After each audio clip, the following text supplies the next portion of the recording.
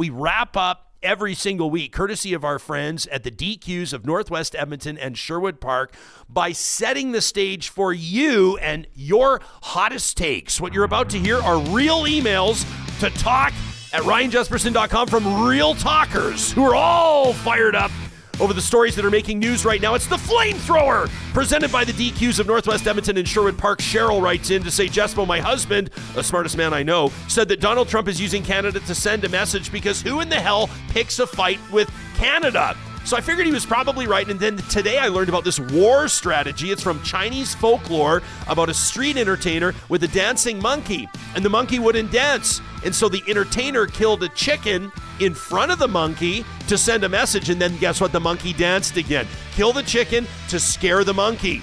She says there's an article at omfif.org, a recent article disseminating the tariff war and how Canada and Mexico are the chickens that Trump is using to scare China. She says, I'm not sure if the idea has merit, but the truth resonates. What an interesting take from Sheryl. China. How about this one from Jenny? Jenny Yeremy is a great defender of Alberta's watershed. She's been on the show before, the episode titled, Could Your City Run Out of Water? I encourage you to check it out. Jenny writes in and says the Alberta government's corruption is being exposed on the daily between presenting mythical coal mining practices where water we cannot spare is miraculously preserved to undermining the Alberta energy regulator by lifting the coal ban they put in place a couple of years ago in the middle of a coal hearing, or by firing the fifth appointed Alberta Health Services CEO 2 days before her findings on a $614 million medical procurement investigation were to be presented to the Auditor General. This government has to go. Jenny says, join me and the Alberta Resistance team this Sunday at the Bonus Ratepayers Scout and Guide Hall from 1 to 4 p.m. Let's get those recalls started. Jenny says you can check out abresistance.ca or Eventbrite for details. She says change is possible now. Join the resistance. That from Jenny. How about this one from Alanna, who says the recent firing of Alberta Health Services AHS CEO by the Premier Smith UCP government is a blatant act of political interference that jeopardizes the integrity of our healthcare system. The CEO dismissed just 2 days before a scheduled meeting with the Auditor General to discuss her internal investigation into questionable procurement contracts and private surgical facility deals. The timing is highly suspicious, says Alanna, and suggests an attempt to suppress scrutiny.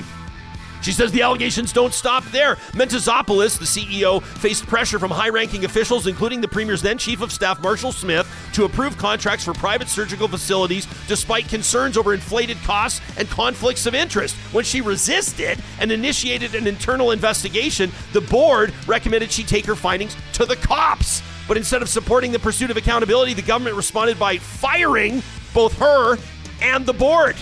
This pattern of behavior is deeply troubling. The UCP government's actions not only undermine the autonomy of healthcare leadership, but raise serious ethical questions about their commitment to transparency and the public good. Albertans deserve a government that prioritizes the health and well-being of citizens over political expediency and cronyism.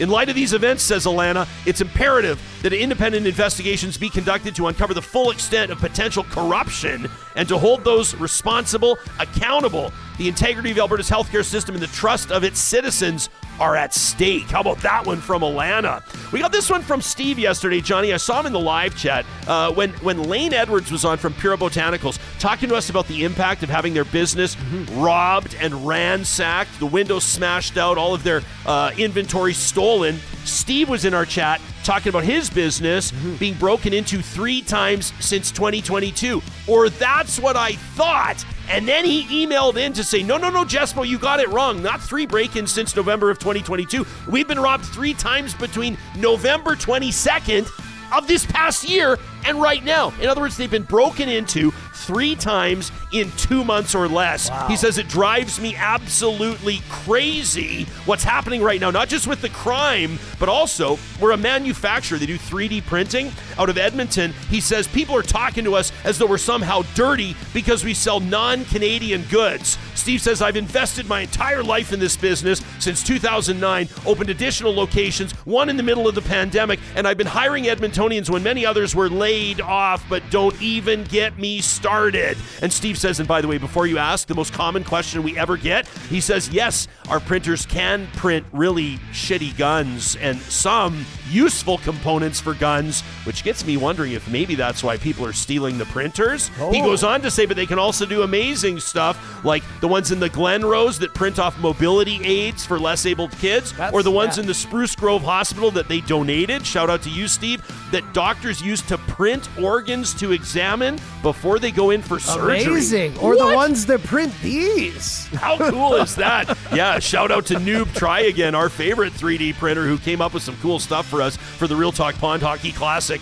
We love this one from Stephanie, who writes in and says, okay, here's my 2 cents. Canada, we have a great opportunity ahead of us. Buy Canadian, establish more Canadian manufacturing, get cozy with new or different trade partners, and diversify our basket. It's not going to be easy, but we got to try our best every single day. It's going to bring great national pride and allow us to examine our spending habits and become more creative negotiators with other markets. We'll make new friends in the world of business. We have an opportunity to be united again under one amazing flag, the right and the left working together to proudly stand tall. Everybody without their stupid stories and discrimination and tendency to divide one another.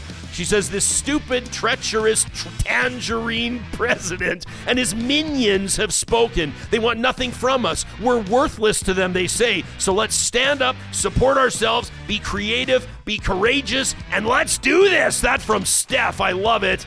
And we'll wrap up with this one from Cody. I wasn't expecting it, John. I wasn't expecting this, but Cody taking on the big stuff, taking on the big issues, says, Jespo, I want to talk to you about something that makes no sense, and I don't know why we all just accept it, and that is laundry.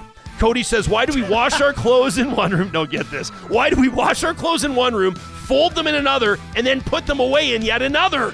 Says that's 3 separate spaces for one task.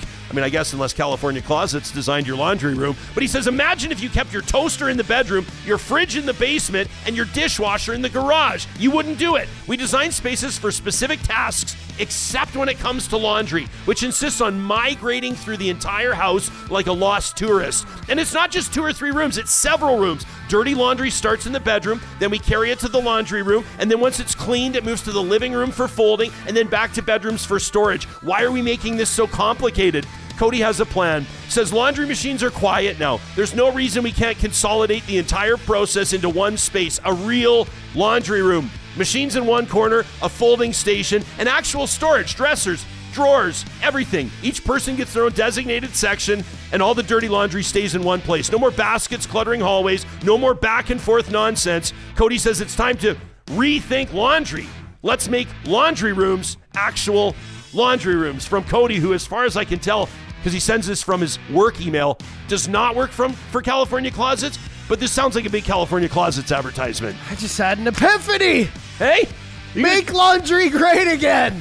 I'm joking. The Flamethrower is proudly presented and fueled by our friends at the DQs of Northwest Edmonton and Sherwood Park. When you visit the DQs in Palisades, Namao, Newcastle, Westmount, and Baseline Road, you make sure to tell them that Real Talk sent ya. Coming up early next week, we're going to talk to some high-profile political players that are driving us a little bit nuts with their inability to finally give us a date, and then we'll announce their appearance on the show. We're also going to talk to Stephen Harper's former drug advisor, his former justice advisor, who says that Pierre Poilievre's plan to jail drug dealers for life is a look in the wrong direction. It'll be Professor Ben Perrin leading us off next week. In the meantime, thanks for telling your friends about Real Talk. Thanks for liking this episode, subscribing on YouTube, and keeping it real.